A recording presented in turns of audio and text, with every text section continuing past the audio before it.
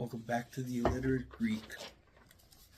In 2 Corinthians 12 we read, "And he said to me, my grace is sufficient for you, for my strength is made perfect in your weakness." My grace is sufficient for you.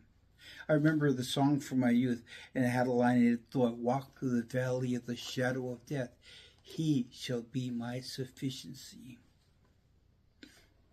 So what is that word sufficient? Well, it's the Greek word archeo, G7:14, and it means to be possessed of unfailing strength and to be content.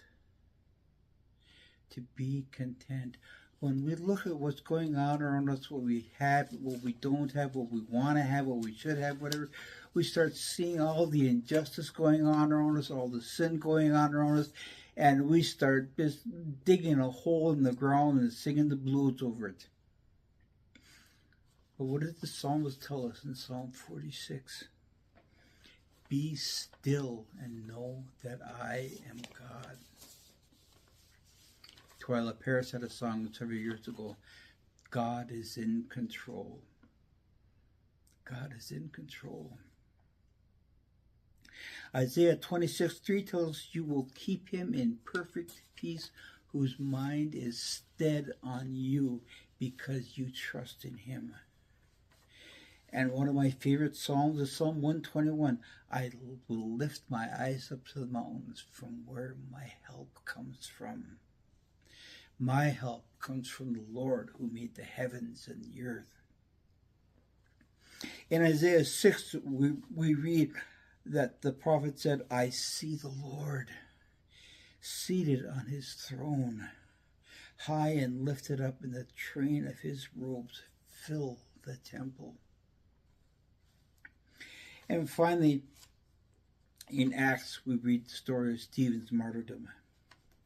And at his final moment, Stephen stopped and said, being full of the Holy Spirit, he gazed up into heaven. Just like we were encouraged, "I will lift my eyes up to the mountains." In the midst of his being stoned, he lifted his eyes up to heaven. And he saw the glory of God. And Jesus standing at the right hand of the Father. And Stephen said, "Look, I see the heavens opened up and the Son of Man standing at the right hand of God."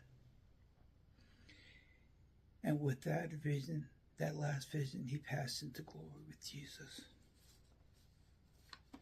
So remember, it's not our minds that help us all, but his grace. His grace will meet us in our weakness, and he will give us his strength so that we can learn that he, and be reminded that he is our sufficiency. He is our unfailing strength. He is what we are content in.